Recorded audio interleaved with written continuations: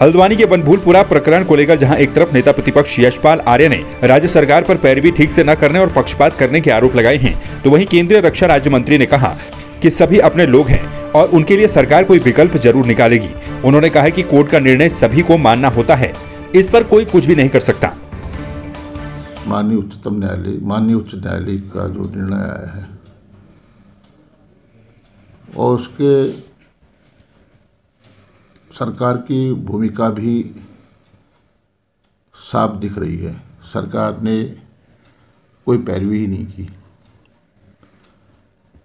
लचर पैरवी की वजह से, कमज़ोर पैरवी की वजह से ये सरकार अपना मजबूती से पक्ष नहीं रख पाई, क्योंकि इनकी नीयत साफ नहीं थी, इनकी नीयत में खोट था और उसका परिणाम आज हजारों हजार आवाम को, वहाँ की आवाम को, बनभूलपुरा के क्षेत्र को, जो रेलवे जिन्हें कहा जा रहा है कि अतिक्रमणकारी हैं, उनको उठाना पड़ रहा है। कई लोगों ने ज़मीनें फ्री होल्ड करा ली थी, कई लोगों की ज़मीनें रजिस्टर्ड हैं, सीमांकन और डिमार्केशन तक सही ढंग से नहीं किया है।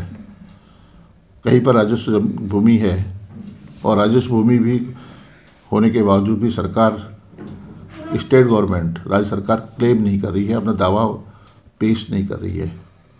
तो निश्चित रूप से एक सोची समझी नीति के तहत इन्हें वहाँ से बेदखल करने की सरकार की मंशा दिख रही है और कांग्रेस का जो रुख है साफ है।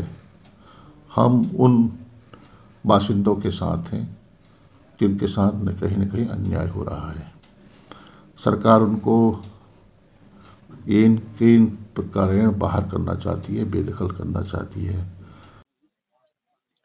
देखिए, आप सबको पता होगा कि माननीय उच्च न्यायालय के कारण जो आदेश आया है उसी की वजह से वहां पर थोड़ा सा दिक्कतें आई हैं और माननीय उच्च न्यायालय या सर्वोच्च न्यायालय जो आदेश देते हैं वो बाध्यकारी आदेश हैं, उनको मानना भारत के हर नागरिक का परम कर्तव्य है। अभी हमारे साथी सर्वोच्च न्यायालय में गए हैं। सर्वोच्च न्यायालय का जो आदेश आएगा वो आदेश सर्वमान्य होगा, क्योंकि वो उससे ऊपर कोई न्याय की अदालत नहीं होती है और न्यायालय के आदेश के कारण ही प्रशासन के हाथ बंधे हुए हैं, सरकार के भी हाथ बंधे हुए हैं और हम सबको उनकी चिंता है, क्योंकि सब हमारे लोग हैं। माननीय मुख्यमंत्री जी चिंतित हैं, हम चिंतित हैं, हमारी वार्ताएं हो रही हैं, लेकिन कोई ना कोई हल निकल आएगा, मुझे विश्वास है।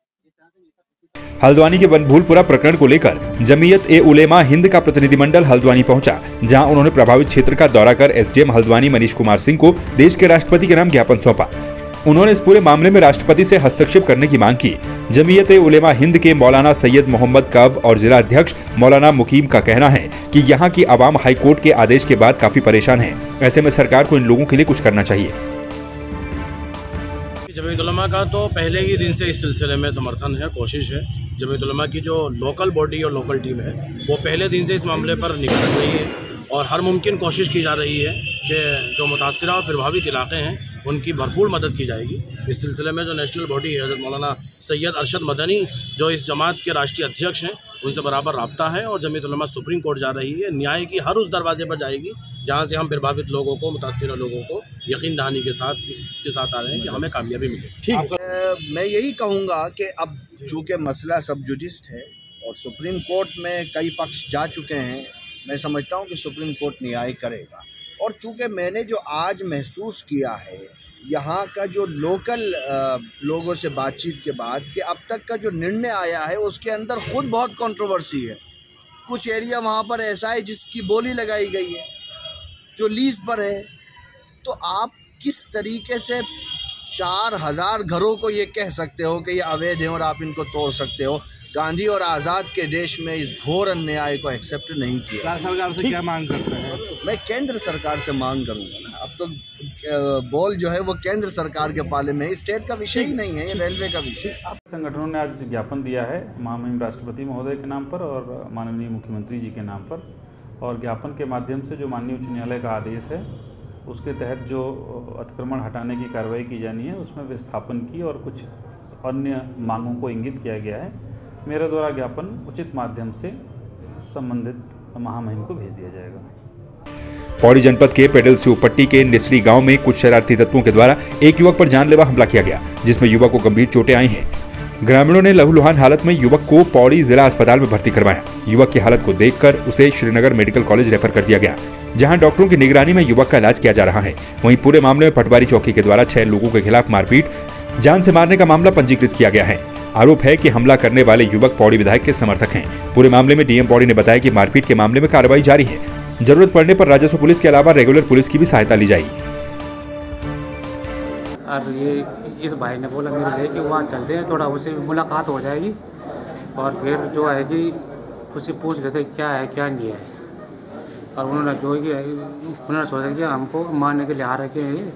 उन्होंने जो है कि हथियार उठा कि मैं भी था इसके साथ, मैं वहाँ से निकल गया और उन्होंने मार दिया इसको पत्थरों से, दरांती से, हर चीज़ से।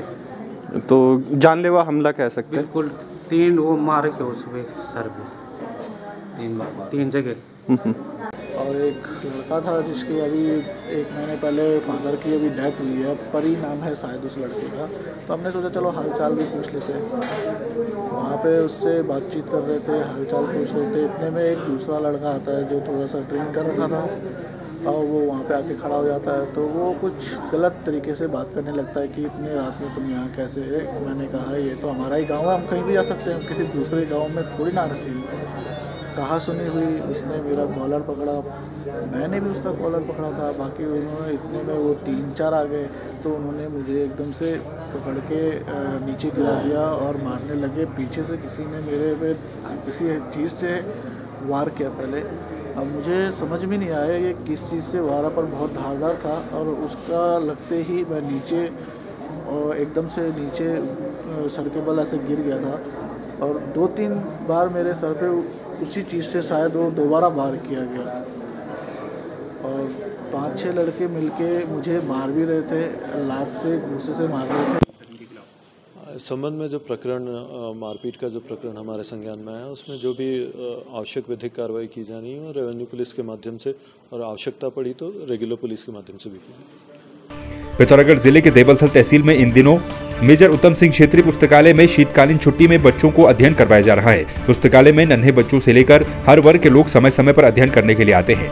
पुस्तकालय डीडी हाट विधायक कुशन सिंह चुफाल के कार्यकाल में बनाया गया था। वहीं स्थानीय सामाजिक कार्यकर्ता सुरेंद्र सिंह बसेड़ा का कहना है कि बच्चों के भविष्य को देखते हुए इस पुस्तकालय में कंप्यूटर लगाने की भी जरूरत है। मुझे इस पुस्तकालय को संभालने का जिम्मा भी दिया गया। और देखिए, सबसे पहली बात यह है कि पुस्तकालय चलाना कोई बड़ी बात नहीं है। पुस्तकालय का संचालन अगर हम करते हैं तो वही हमारे लिए सबसे बड़ा लाभदायक भी रहता है, क्योंकि पुस्तकालय से ही हम भी वो किताबें पढ़ सकते हैं और हमारी भी पढ़ने में रुचि बढ़ेगी तो हम औरों को भी प्रेरित कर सकते हैं इस काम के लिए। और मैं यहाँ पर जो बच्चों को पढ़ा रहा हूँ, यह कोई सेवा, ये क्योंकि सबसे बड़ा दान विद्या का दान कहा जाता है। जी सर, यह पुस्तकालय हमने वर्ष 2016 से प्रारंभ कर दिया था और तब से अनवरत बच्चे यहाँ पर पढ़ाई करने के लिए आ रहे हैं। हमें इंटर कॉलेज के माध्यम से, अन्य माध्यमों से यहाँ पर लगातार प्रतियोगी पुस्तकें भी उपलब्ध हो रही हैं और बच्चे आ रहे हैं, लगातार यहाँ पर पठन पाठन कर रहे हैं और बच्चे ही इस पुस्तकालय को संचालित भी कर रहे हैं। अच्छा लग रहा है। अब थोड़ा सा जनप्रतिनिधियों और जो भी अन्य संस्थाएं हैं उनसे हमारी यही गुजारिश है, कहीं से इन बच्चों के लिए अगर, क्योंकि वर्तमान कंप्यूटर का युग है, अगर कंप्यूटरों की व्यवस्था यहाँ पर हो जाए तो ये और भी बेहतर होगा बच्चों के आने वाले भविष्य के लिए। ये आवश्यक है। अगर कहीं से जनप्रतिनिधि लोग इसमें हमारी मदद करें तो हम सदैव उनके आभारी रहेंगे। पिथौरागढ़ जिले के देवलथल क्षेत्र में एक ऐसे सामाजिक कार्यकर्ता हैं जो कि असहाय लोगों के लिए मसीहा बनकर निस्वार्थ भाव से काम कर रहे हैं। मूलतः देवलथल के निवासी सेवानिवृत्त भगवान सिंह नेगी पिथौरागढ़ जनपद में अब तक 32 स्कूलों के साथ साथ कई असहाय गरीब लोगों को जरूरत की सामग्री वितरित कर चुके हैं। वो हर महीने असहाय लोगों के बीच जाकर निस्वार्थ भाव से दान करते हैं। भगवान सिंह का कहना है कि जब तक वो जिंदा रहेंगे उनका ये प्रयास निस्वार्थ भाव से आगे भी जारी रहेगा। 2017 मार्च में मैं सेवानिवृत्त हुआ, तो उस दिन मैंने ये संकल्प लिया कि मैं सेवानिवृत्ति के बाद हमारे क्षेत्र के बच्चों और पिथौरागढ़ जनपद के बच्चों को जो सरकारी स्कूल में पढ़ते हैं गरीब घरों के, उनको कुछ न कुछ हर माह दूंगा।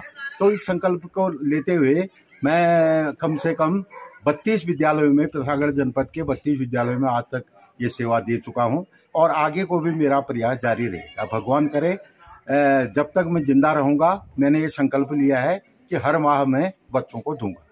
आपका पूरा नाम सर? मैं भगवान सिंह नेगी, सेवानिवृत्त प्रधानाचार्य राजगीर। पिथौरागढ़ जिले के सिनेमा लाइन निवासी महिलाओं ने जिला अधिकारी पिथौरागढ़ को ज्ञापन देते हुए शिवालय लाइन वार्ड क्षेत्र में सीवर रिसाव की मरम्मत करने की मांग की। इस दौरान उनका कहना है कि आए दिन लगातार सीवर रिसाव होकर उनके घरों में घुस रहा है, जबकि कई बार नगर पालिका में शिकायत कर चुके हैं, लेकिन उसके बावजूद भी कोई समाधान नहीं निकला।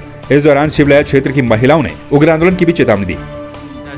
हम शिवालय लाइन से आए हैं भैया, और इसमें हमारा सीवर लाइन की प्रॉब्लम चल रही है 2 सालों से, और इसमें लीकेज हो रहा है। हैंडपंप का सारा पानी, पूरा नल वगैरह पूरा भर गया है, और अंदर भी हम ईंट रख के जा रहे हैं, और जब भी हम सफाई कर्मियों से कराते हैं वो काफ़ी मात्रा में पैसा ले रहे हैं, जो हम लोग सब पड़ोसियों से भी लेना पड़ता है हम लोगों को, और क्या कहते हैं पड़ोसियों से मांग के दे रहे हैं, फिर भी वो नहीं हो पा रहा है, उसका पता नहीं चल पा रहा है। तो हम आज यहाँ पे आए थे।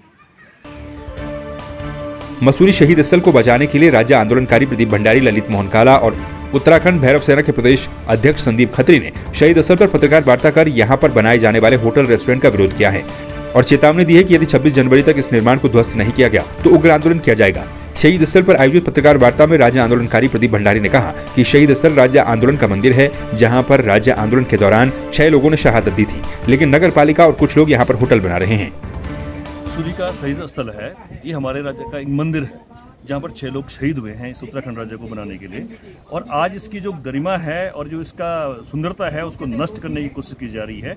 और यहाँ पर जो है नगर पालिका के कुछ लोग हैं और कुछ यहाँ के जो भूमि माफिया और तमाम लोग हैं वो मिलकर के यहाँ पे एक होटल बना रहे हैं, इसी गरिमा गिरा रहे हैं और इसकी जो सुंदरता है उसको खत्म करने की काम कर रहे हैं। जबकि ये शहीद स्थल अपने आप में एक स्मारक है, यहाँ पर किसी स्मारक की जरूरत नहीं है, इसको केवल जितना ये सुंदर है इसको ऐसे रहने दिया जाए। हमने डिमांड की है कि यहाँ से 15 मीटर के आसपास, 15 फुट के आसपास जो है कोई भी निर्माण यहाँ पर नहीं होगा, कोई गंदगी यहाँ पर नहीं होगी। जो सही स्थल हमारा जैसा है वैसे ही बना रहना चाहिए, क्योंकि मुख्य सचिव ने भी बीसी को आदेश कर दिए हैं कि आप इसे तुरंत कार्रवाई करें और जो भी गलत हुआ है उसके खिलाफ कार्रवाई करें, इसको दुरुस्तीकरण की कार्रवाई करें। इसलिए हम लोग जो है 26 जनवरी तक जो हमारा गणतंत्र दिवस है तब तक वेट करेंगे, और हमने आज डिमांड की है प्रशासन से, बीसी एमडीडी से, कि आप जो है 26 जनवरी से पहले इस अवैध निर्माण को ध्वस्त कर दें और इसकी जो सुंदरता है उसको बरकरार रखें, नहीं तो इस प्रदेश से, मसूरी में और पूरे प्रदेश में व्यापक जन आंदोलन शुरू होगा। अब मुद्दा साफ सुथरा है। आप जानते ही हैं कि यहाँ पे जो ये शहीद स्मारक है इसका अतिक्रमण किया जा रहा है, जिसको हम किसी भी हाल में होने नहीं देंगे। पिछली बार भी हमने क्या कहते हैं यहाँ पे प्रदर्शन किया था और हमने 1 हफ्ते का समय दिया था, और 1 हफ्ते के समय के अंतराल में ही जो है यहाँ से अधिकारियों के हमें फ़ोन आ गए थे, तो उन्होंने समय मांगा कि विंटर कार्निवाल चल रहा है और उसके बाद इस पर कार्रवाई होगी। इसीलिए आज का दिन हमने चयन किया है, और आज हम स्पष्ट शब्दों में एक बात कहेंगे कि हम सिर्फ 26 जनवरी तक आपको समय दे रहे हैं कि अगर 26 जनवरी तक इसमें कार्रवाई नहीं हुई, इसका ध्वस्तीकरण नहीं हुआ, तो फिर हम लोग जो है अपना उग्र से उग्र आंदोलन करने का अपना को हम सूत्र समझेंगे। और जबकि इसमें जो है अधिकारियों के द्वारा, जो है मुख्य सचिव के द्वारा, सबके द्वारा इसमें जो है लेटर जारी हो चुके हैं, इसको ध्वस्तीकरण के हो चुके हैं, लेकिन फिर भी जो है लोकल गवर्नमेंट जो अपनी यहाँ की है उसको इसका ध्वस्तीकरण नहीं कर पा रही है। इसके लिए जो है हम सभी लोग जो हैं बड़े आक्रोशित हैं और अपने आप को मतलब हम लोग सहमा सा महसूस कर रहे हैं, जिसको हम क्या कहते हैं हम आगे आंदोलन के लिए हम लोग बिल्कुल तैयार बैठे पड़े हैं। ये था कि मसूरी के शहीद स्थल का जो है सम्मान रखा जाए, उसकी जो प्रतिष्ठा है उसको बनाए रखा जाए, और इस शहीद स्थल से लगा हुआ जो व्यवसायिक निर्माण कार्य नगर पालिका द्वारा किया जा रहा है, कैफेटेरिया बनाया जा रहा है, 25 साल की लीज पर दिया गया है, हवा घर को तोड़ करके व्यवसायिक निर्माण करना, ये हमको जो है कहीं ना कहीं जो है दुख दे रहा है। सार्वजनिक उपयोग की जो चीज़ें हैं, हवा घर है, पार्क है, यहाँ पर व्यवसायिक निर्माण न्यायालय के और शासन के निर्देश और आदेश के बावजूद इनको करने की मनाही है। सार्वजनिक हित के वस्तुएं सार्वजनिक हित के प्रयोग में लाई जानी चाहिए, लेकिन नगर पालिका द्वारा यहाँ पर कैफेटेरिया बनाया जा रहा है। और आप देखिए शासन के द्वारा अनुमति ली गई, उनके एक आड़े हमने शासन से अनुमति ली है, लेकिन शासन से अनुमति क्या है? कैफेटेरिया और म्यूजियम का विकसित करना। और जब यहाँ कोई कैफेटेरिया है ही नहीं, म्यूजियम है ही नहीं, तो विकसित कहाँ से करोगे? तो शासन को भी गुमराह किया, और जो शासन स्वीकृति दे रहा है उसको ये पता होना चाहिए था कि यहाँ पे हवा घर है, तो हवा घर का संरक्षण होना चाहिए था, हवा घर की भव्यता होनी चाहिए थी। और हमारा तो मानना है कि शहीद स्थल को थोड़ा और विस्तृत रूप दिया जाता, प्लेटफॉर्म और बनाया जाता, ताकि दूर दूर के जो पर्यटक मसूरी आते, उत्तराखंड के जो निवासी यहाँ शहीद स्थल पे आते, उनको एक सुंदर स्थान मिलता यहाँ पर जो है पर्वत देहरादून का व्यू और पर्वत का जो है व्यू देखने का उनको आनंद मिलता, इस तरह का हम सोच रहे थे। लेकिन ये कैफेटेरिया बन रहा है, 25 साल की लीज पर दिया जा रहा है, इससे हमको बहुत दुख हो रहा है। और जो 6 मूर्तियां लगी हैं शहीदों की, उन मूर्तियों से पीछे लगी हुई दीवार कैफेटेरिया की लग गई है, उन एक तरह से मूर्तियों का अपमान किया जा रहा है, तो बड़े दुख की बात है। और मसूरी वासी बहुत सारे आंदोलनकारी हैं, बहुत सारे सजग लोग हैं, लेकिन इस मुद्दे पर वे आगे नहीं आ पा रहे हैं, पता नहीं क्यों। ये बड़े दुख की बात है और हम चाहेंगे कि वे जल्दी से जल्दी इस मुद्दे पर आगे आएं। और हमारा आगे की रणनीति है कि हम इस मुद्दे को अपनी शक्ति और सामर्थ्य तक आगे बढ़ाते रहेंगे।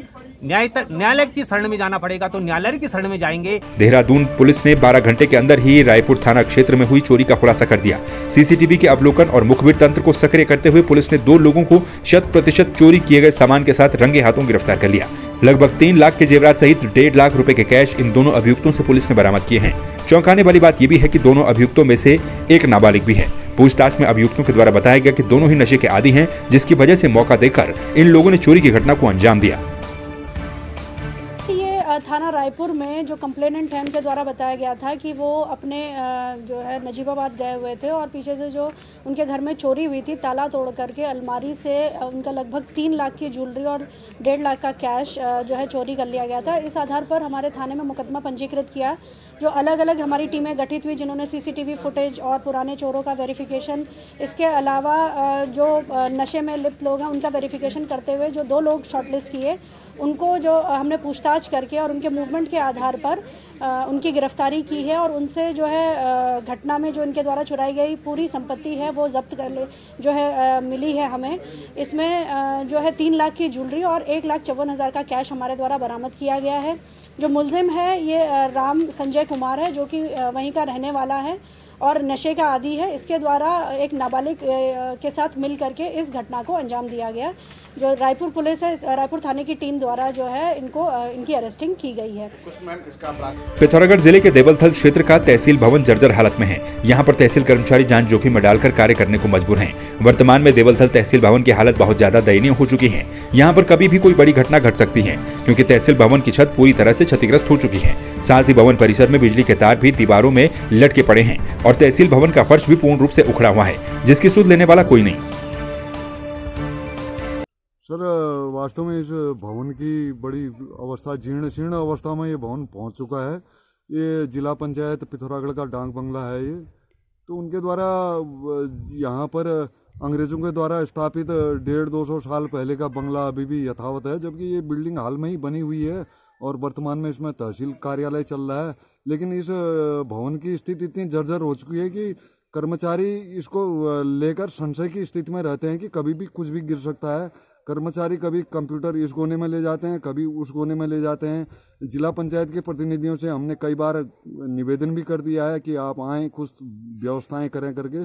ऐसा है कि इन परिस्थितियों में यहाँ पर कर्मचारी भी भयभीत रहते हैं कि अंदर बैठ के कार्य करने में। तो इसलिए अगर कुछ इस भवन में सुधार हो सके तो तहसील हमारी यथावत रहेगी। अन्यत्र कभी भी कोई बड़ा हादसा हो सकता है कर्मचारियों के साथ। कर्मचारी उसको लेकर सशंकित रहते हैं और तो इसलिए सभी लोगों से हमारा निवेदन है कि कुछ अगर शासन प्रशासन थोड़ा इसमें हमारी मदद करे तो ये भवन ठीक हो सकता है, स्थितियाँ सुधर सकती हैं। जी।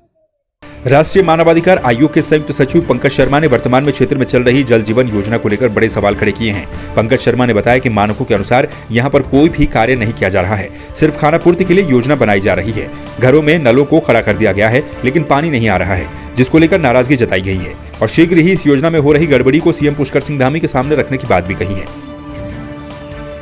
सबसे बड़ी प्रॉब्लम यही है हमारी, बस इस प्रॉब्लम को खत्म करना। योजनाएं बनती है, ठेकेदार को ठेका मिलता है, लेकिन मेन जो ये काम है ना, जैसे जो पाइपलाइन बिछाते हैं वो पाइपलाइन कोई टेक्निकल पर्सन नहीं बिछाता, मुझे लग रहा है, क्योंकि मैंने अपने आँख से देखा है। अभी जब मैं अभी खेतों में गया था, एक जगह इधर हमारे क्या कहते हैं तुर्बा देवी के नीचे वो खोद रहे थे, तो वो पाइप ऊपर था। अब उसमें कैसे पानी जाएगा? इतना छोटा तो पाइप है।